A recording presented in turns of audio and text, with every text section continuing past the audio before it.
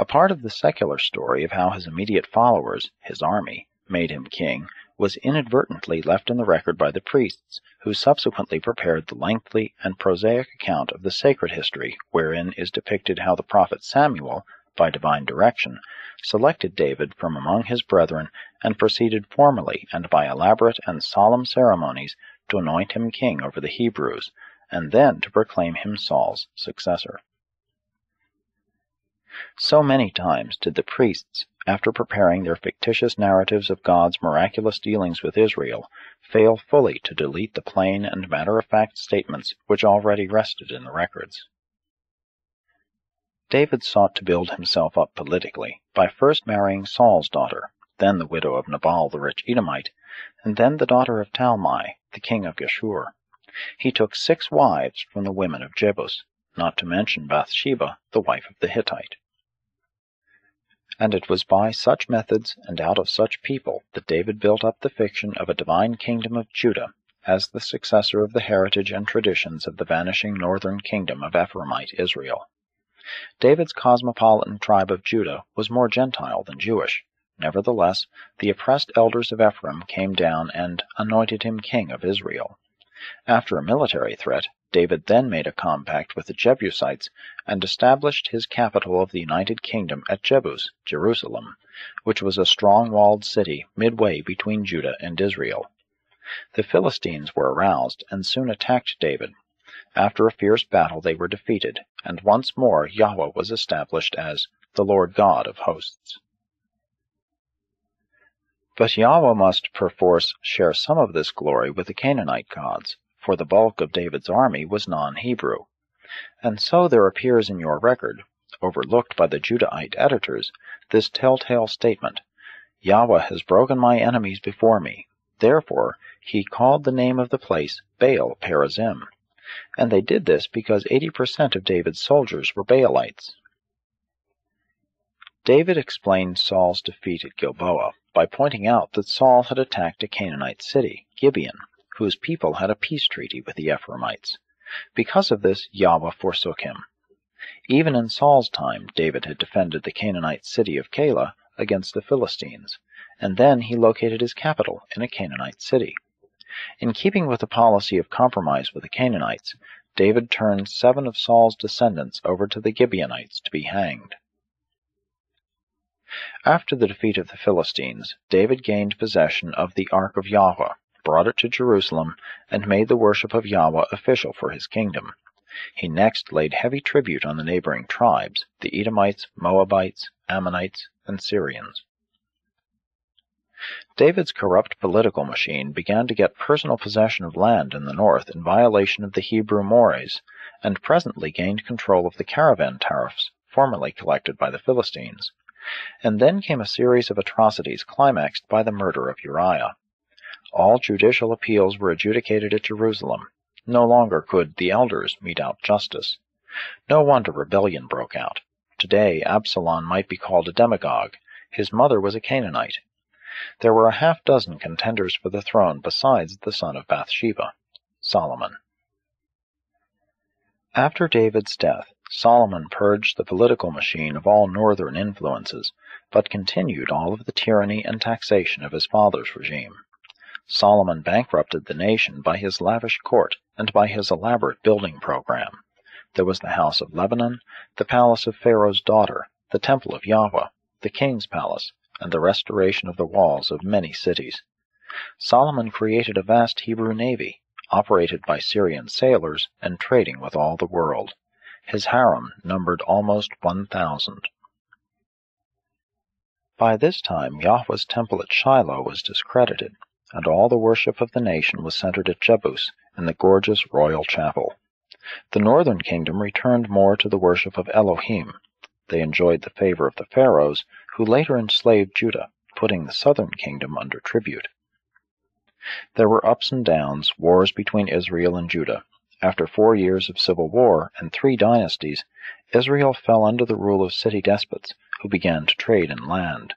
Even King Omri attempted to buy Shemer's estate. But the end drew on apace when Shalmaneser III decided to control the Mediterranean coast. King Ahab of Ephraim gathered 10 other groups and resisted at Karkar. The battle was a draw. The Assyrian was stopped, but the allies were decimated. This great fight is not even mentioned in the Old Testament. New troubles started when King Ahab tried to buy land from Naboth. His Phoenician wife forged Ahab's name to papers directing that Naboth's land be confiscated on the charge that he had blasphemed the names of Elohim and the king. He and his sons were promptly executed. The vigorous Elijah appeared on the scene, denouncing Ahab for the murder of the Naboths. Thus Elijah, one of the greatest of the prophets, began his teaching as a defender of the old land mores against the land-selling attitude of the Baalim, against the attempt of the cities to dominate the country. But the reform did not succeed until the country landlord Jehu joined forces with the gypsy chieftain Jehonadab to destroy the prophets, real estate agents, of Baal at Samaria.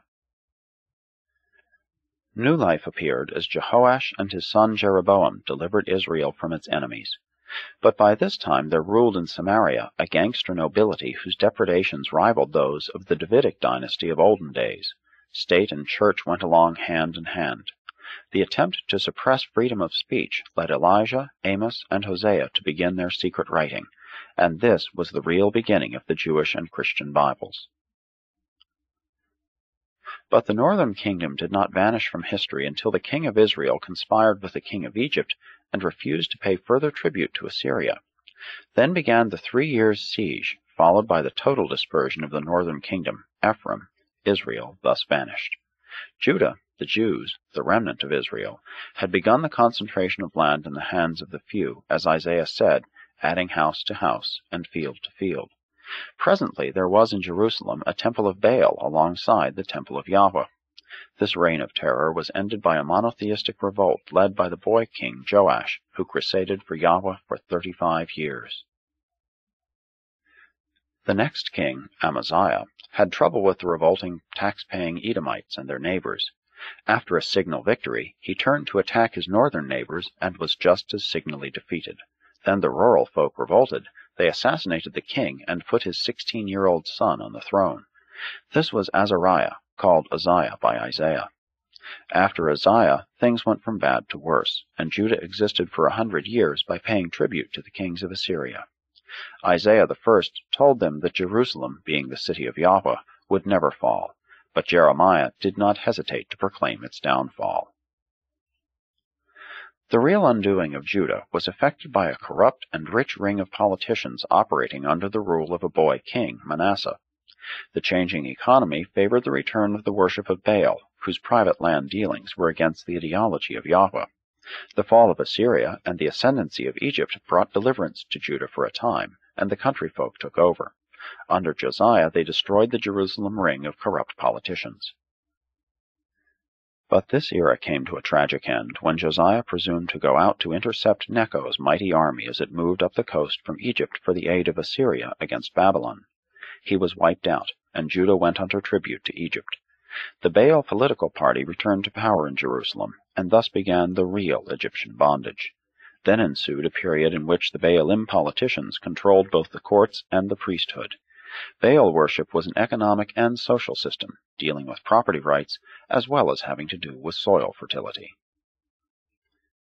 With the overthrow of Necho by Nebuchadnezzar, Judah fell under the rule of Babylon, and was given 10 years of grace, but soon rebelled. When Nebuchadnezzar came against them, the Judahites started social reforms, such as releasing slaves, to influence Yahweh. When the Babylonian army temporarily withdrew, the Hebrews rejoiced that their magic of reform had delivered them. It was during this period that Jeremiah told them of the impending doom, and presently Nebuchadnezzar returned. And so the end of Judah came suddenly. The city was destroyed, and the people were carried away into Babylon. The Yahweh-Baal struggle ended with the captivity, and the captivity shocked the remnant of Israel into monotheism. In Babylon, the Jews arrived at the conclusion that they could not exist as a small group in Palestine, having their own peculiar social and economic customs, and that, if their ideologies were to prevail, they must convert the Gentiles. Thus originated their new concept of destiny, the idea that the Jews must become the chosen servants of Yahweh. The Jewish religion of the Old Testament really evolved in Babylon during the captivity. The doctrine of immortality also took form at Babylon. The Jews had thought that the idea of the future life